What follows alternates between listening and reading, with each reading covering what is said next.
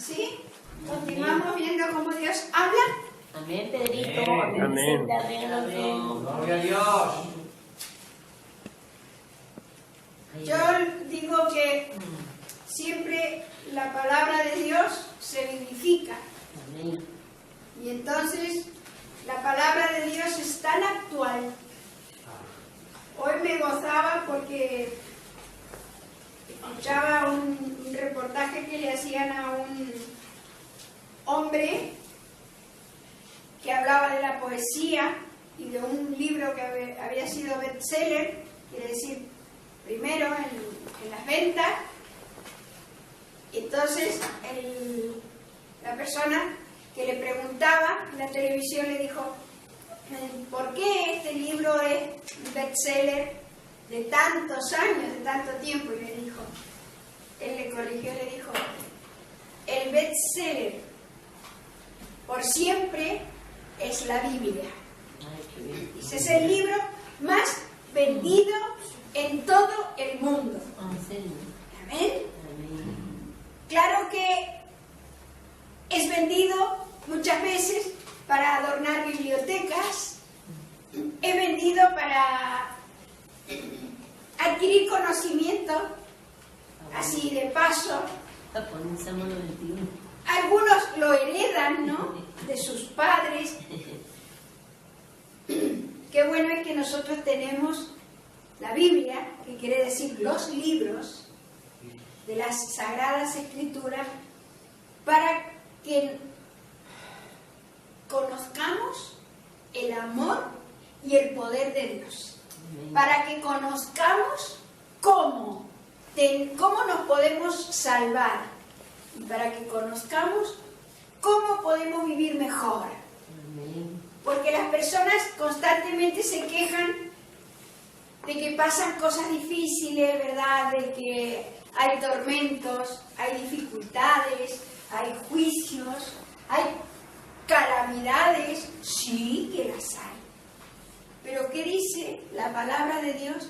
Que todas estas cosas se podrían evitar si nosotros anduviésemos exactamente como Dios nos indica que andemos. ¿Sí? Amén. Y lo bueno que a mí siempre lo digo y lo diré, lo más bueno que tiene la Biblia en mi concepto es que no solamente nos dice lo bueno que han hecho algunos siervos santos de Dios, hijos e hijas de Dios, sino que también nos dice lo que han hecho mal para que nosotros evitemos hacer esas cosas, para no tener las mismas consecuencias, ¿verdad? Porque todo lo que hacemos tiene consecuencia, buena o mala. Todo tiene consecuencia. Y algunas pueden ser nefastas. Entonces, que Dios nos ayude para mirar. Decimos, pero ¿cómo que si esto pasó hace tantos años? Pero si hoy los seres humanos tenemos las mismas necesidades, ¿o no? Los seres humanos siguen naciendo de la misma forma, siguen muriendo de la misma forma y tenemos las mismas necesidades. Y Dios sigue siendo Dios, porque Él es eterno, no cambia, no varía. Él, Dios, pasa de generación a generación. Y nosotros tenemos que vivir la vida agradable a Dios, agradarle a Dios, más que agradarnos a nosotros mismos o agradar a nuestro prójimo. Agradar a Dios para tener una vida sana y una vida santa. Entonces estábamos mirando, vamos a hacer un breve repaso. ¿Recordáis que hablábamos de una persona que se convirtió en un personaje, que es Saúl, ¿verdad? Saúl, que vivió en el tiempo del último juez, que fue Samuel. Y fue un rey pedido por el pueblo. de Dios. El pueblo de Dios, insisto en lo que decía antes, si hubiesen escuchado a Dios, si hubiesen obedecido a Dios y hubiesen tenido a Dios por rey, no tenían necesidad de otro rey. Pero su corazón se entorpeció, se entonteció, su entendimiento se entenebreció. ¿Y qué pidieron? Un rey como tenían los demás pueblos, como tenían los demás. Ellos eran el pueblo escogido por Dios. ¿Para qué? Para ser santos, para ser apartados, para ser diferentes, para ser sabios, para alcanzar el proyecto, el testimonio que Dios tenía y el propósito que Dios tenía. ¿Qué propósito tenía Dios? Establecer su reino, su gobierno aquí en la tierra. ¿Ven? Porque Él gobierna el universo, Él legisla. Dios no nos necesita a nosotros. Qué lástima que hay personas que creen que ellos son lo más. Dios no nos necesita. Más insignificante de todos. Nosotros somos hechos a la imagen de Dios, pero en infinita cantidad de escala. Pero Dios nos ha creado por su amor. Y Él, aunque el hombre pecó y se apartó de Dios, Dios lo compró nuevamente, lo rescató.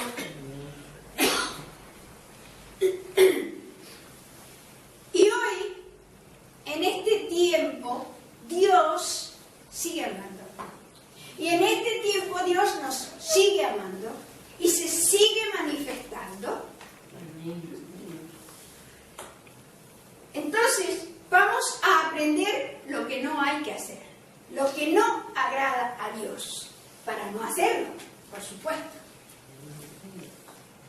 Entonces, ¿qué vimos que decía el Señor? Que a Él no le gustan tanto los sacrificios, ¿verdad?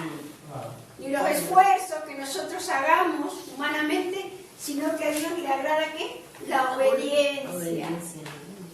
El Señor se agrada de los obedientes y de los corazones quebrantados, de los corazones sencillos, sinceros y arrepentidos.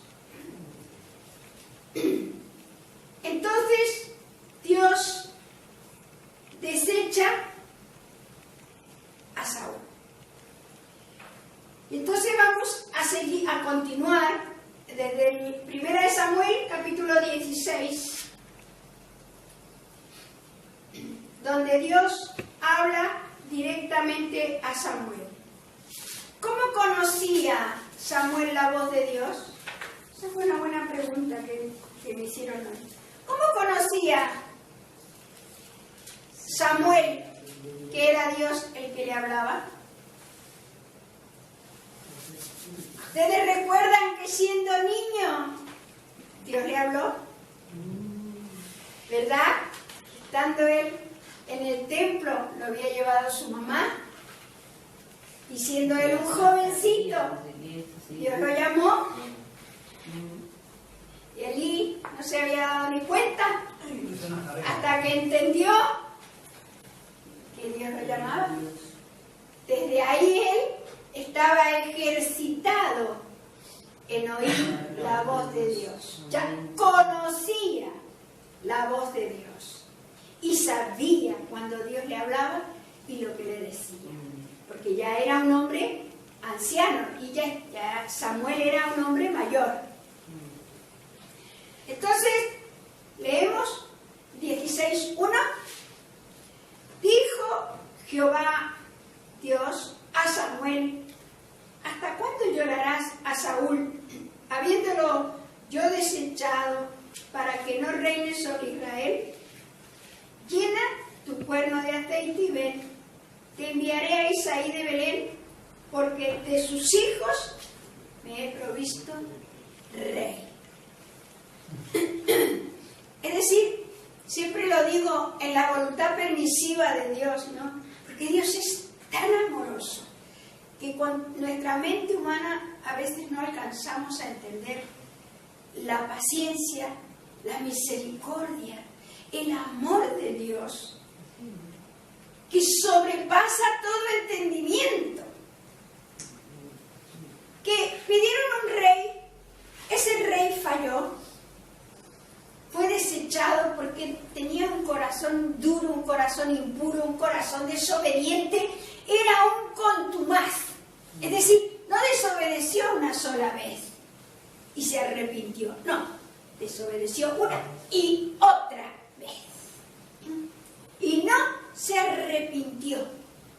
A él, a Saúl, le importaba más lo que dijeran los ancianos, la gente que le seguía, los honores que le rendían, las batallas que ganaba, más que buscar a Dios del corazón.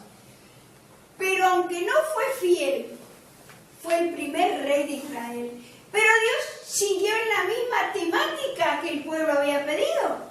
¿Se han dado cuenta ustedes? Dios dijo, bueno, este es desechado, pero ya que han pedido, yo voy a darles un rey, otro rey.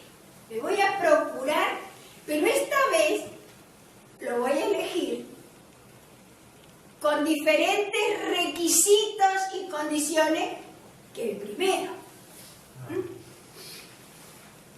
Entonces, el versículo 2 dice, y dijo Samuel, ¿cómo iré? Si Saúl lo supiera, me mataría. Y Dios le respondió, toma contigo una becerra de la vacada y di a ofrecer sacrificio a Jehová he venido. Entonces Dios le da la estrategia. Eso es lo que yo veo cada vez que Dios trata con cada uno de nosotros. Cada vez que nosotros venimos con un enigma, una circunstancia difícil, una problemática que no podemos resolver, Dios da la estrategia. Por eso dice que nos quiere hacer sabios. ¿Qué es el sabio? Saber qué hacer en cada ocasión, en cada momento, en cada circunstancia, cuando se nos presenta y se nos plantean las dificultades. ¿Ven? Amén. Entonces le da la estrategia y le dice que vaya a hacer sacrificio.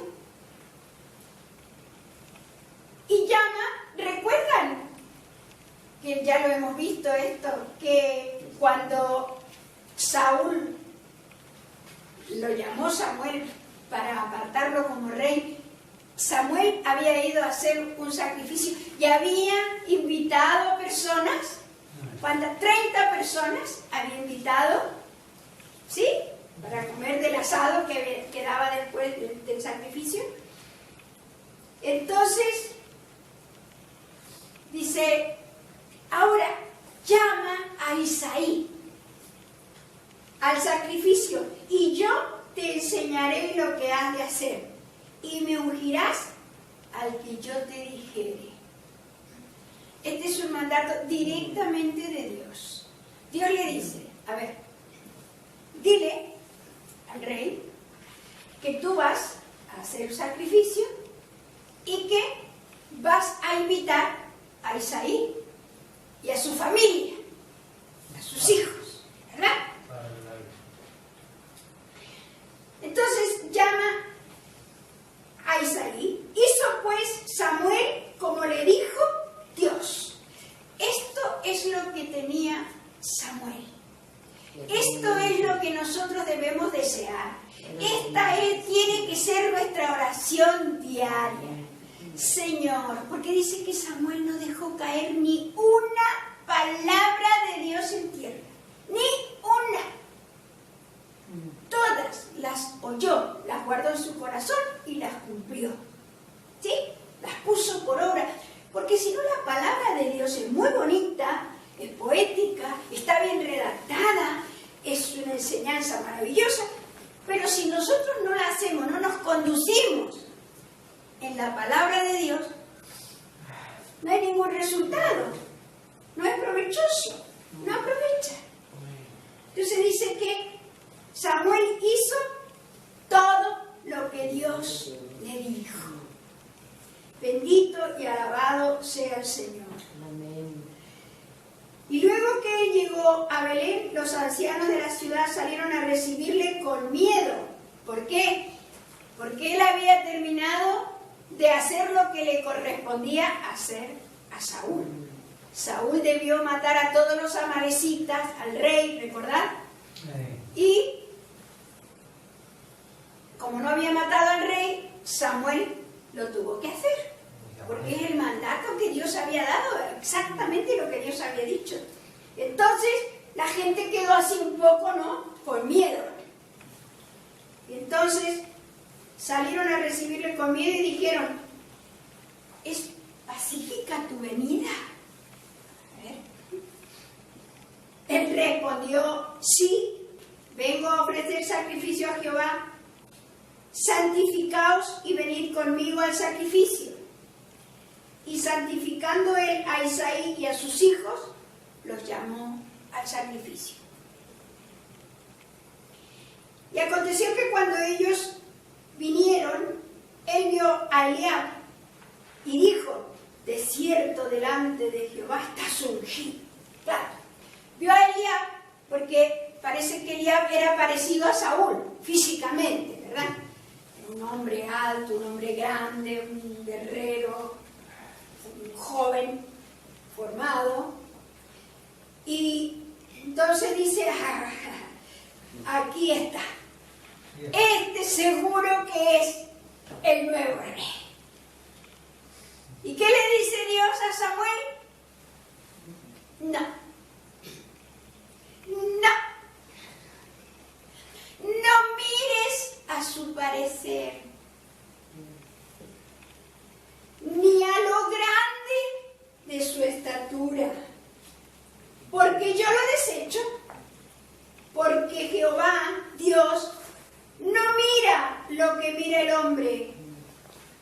Dios no mira lo que miramos los seres humanos. Nosotros tenemos valores muy equivocados sin rendirnos a Jesús y andar en el Espíritu. Las personas, los individuos de este mundo tienen valores muy equivocados. Pero Dios dice que Él no mira como nosotros miramos. Dice: pues el hombre mira lo que está delante de sus ojos. Claro, no podemos ver más allá, ¿no? No tenemos rayos X para mirar dentro, ¿no?, lo que está pasando. Pero Dios sí. Dios lo sabe todo. Dice: Dios mira qué es el corazón. ¿Qué es el corazón que hace bum, bum, bum, bum, bum, el que bombea la sangre? ¿A ese corazón se refiere? A la mente. Se refiere al centro de nuestras intenciones. Dios sabe si somos malos hasta la médula o si nos hemos arrepentido hasta la médula y queremos cambiar y queremos que Dios nos transforme. Eso es lo que está diciendo Dios. Entonces llamó Isaí a Abinadab,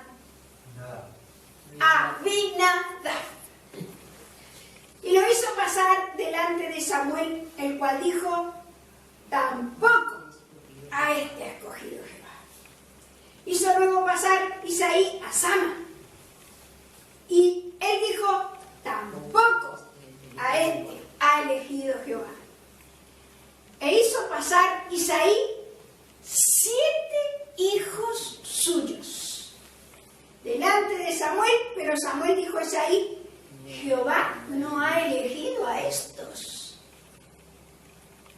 Entonces dijo Samuel a Isaí: ¿son todos estos tus hijos? Y Isaí respondió: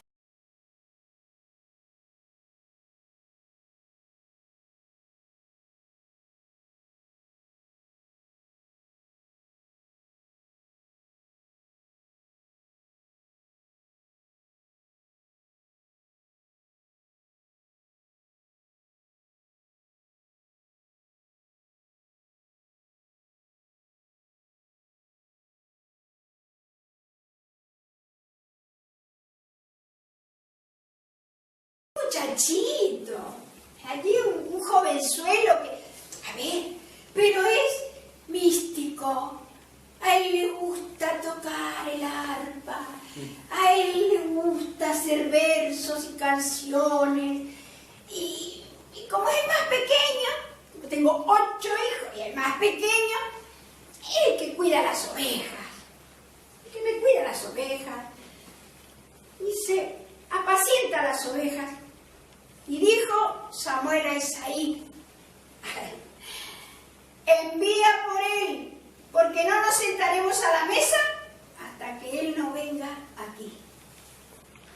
Envió pues por él e hizo entrar, y era, ¿cómo era? Rubio, hermoso de ojos y de buen parecer.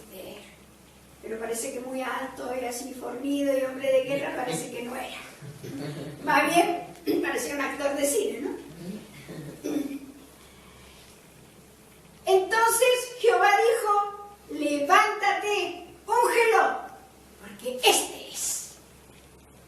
Bendito y alabado sea el Señor. ¿Qué estaba mirando Dios ahí en ese joven? El corazón de ese joven.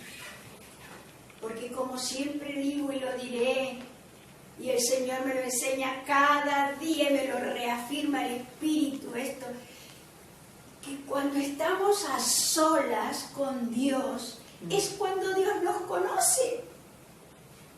No es cuando queremos figurar, queremos aparentar, estamos delante de la gente, nos comportamos, vamos políticamente correctos, somos sanos, santos, somos buenitos.